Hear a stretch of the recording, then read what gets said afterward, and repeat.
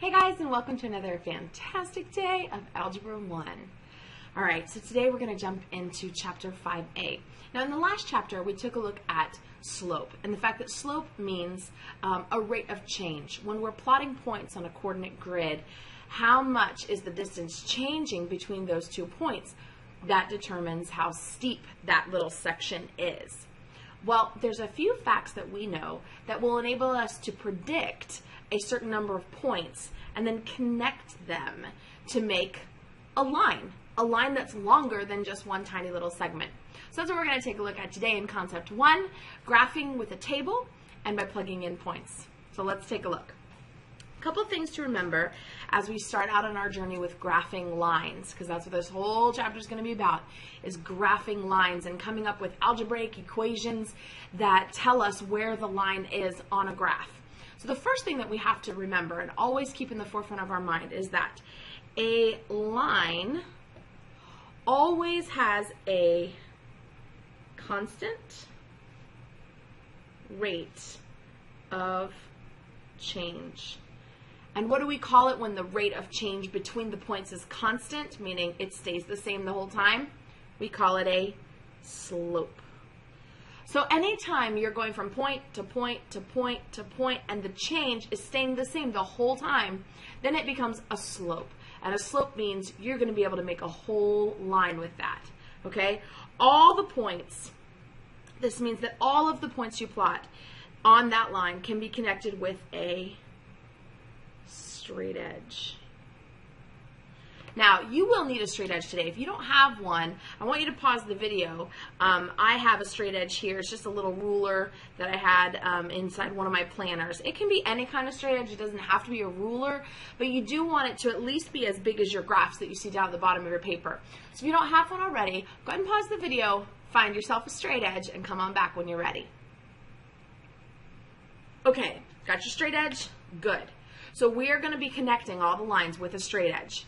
We can find all of those points that we connect with a straight edge using an XY table. And we're going to take a look at what that is in just a minute. But an XY table can also be known as an input-output table, or, I should say or, we've used it before, T-chart.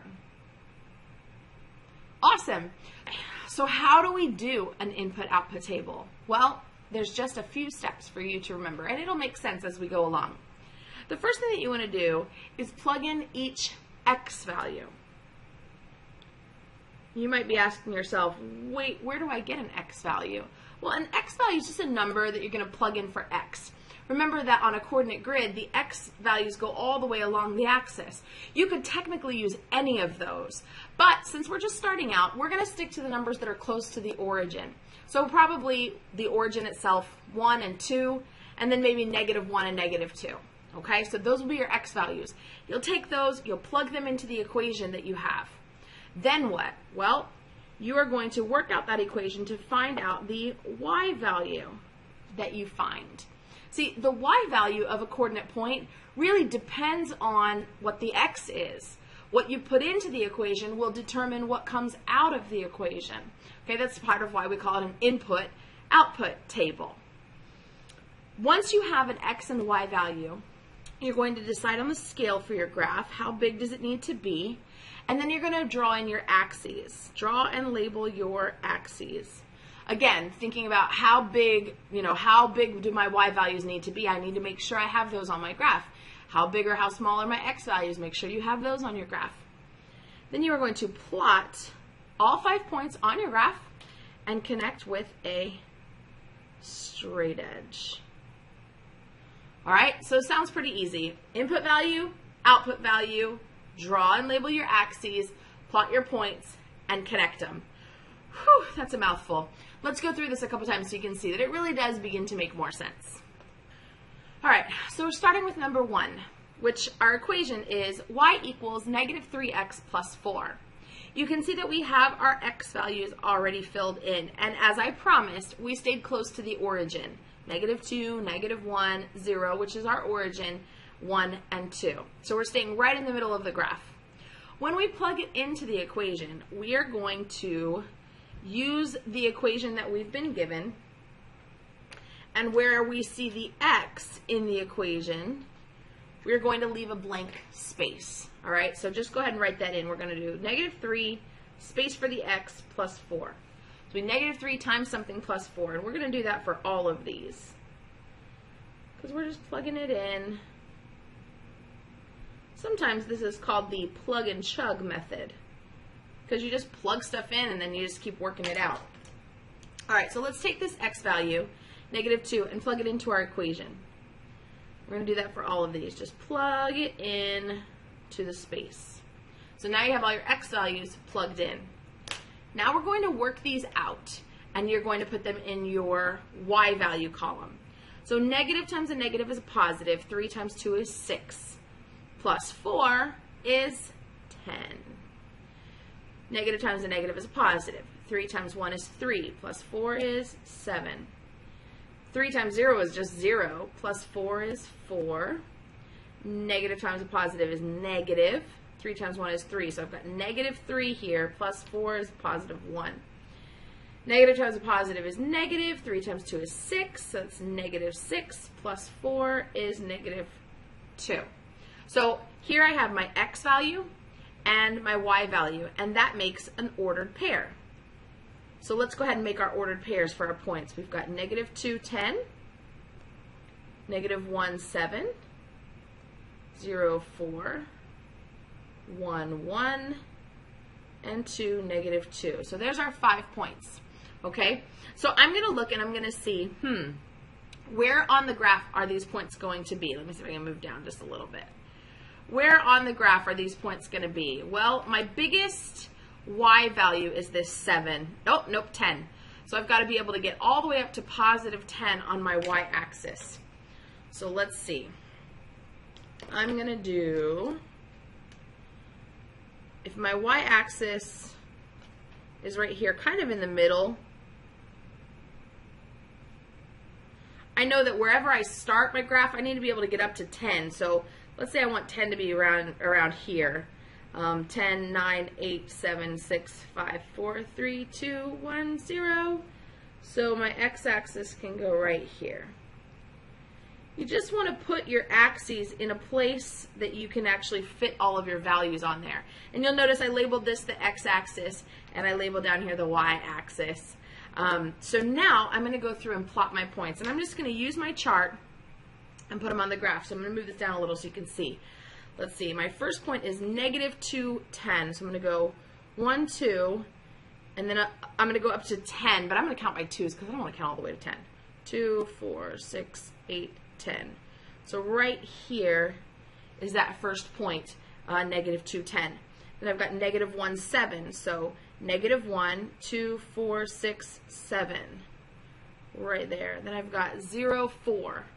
So 0, 2, 4.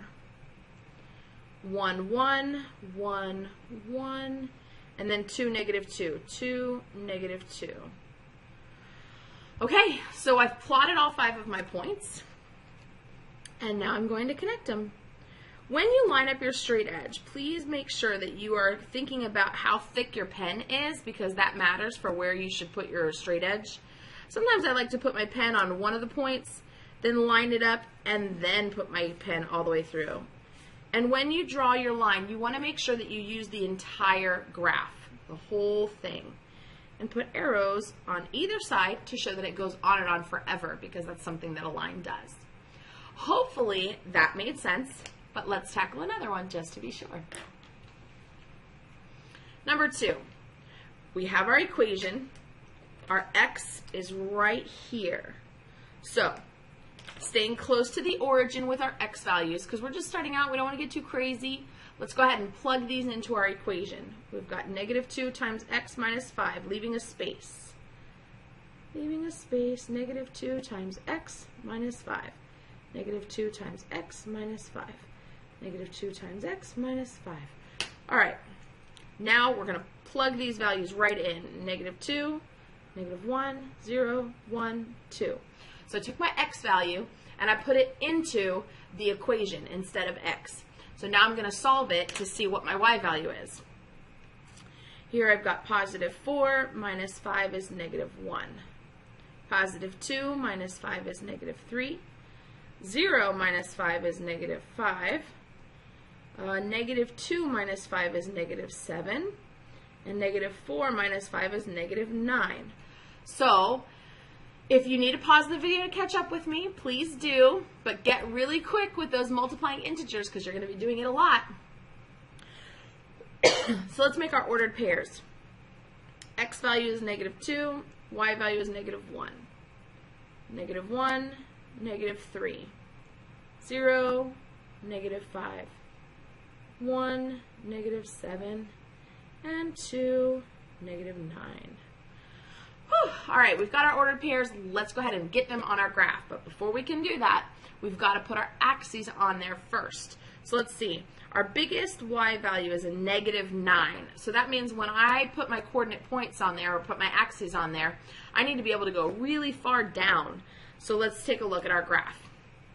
Somewhere down here, I need it to be negative 9. That's as far down as I'm going to go. So if this is 9, negative 9, this is negative 8, negative 7, negative 6, negative 5, negative 4, negative 3, negative 2, negative 1, 0. So I can put my axis right here, and that will be high enough to get me all the way down to negative 9. So I'll just put that in there. My y-axis. Go ahead and label them. There's your x-axis. This is your y-axis. And now we're going to plot our points. Just follow your ordered pairs. We've got negative 2, negative 1. Oops, there we go. Negative 1, negative 3. 0, negative 5. 1, negative 7. 2, negative 9. And there we have it. All 5 points. Easy peasy. Let's go ahead and connect them with our straight edge.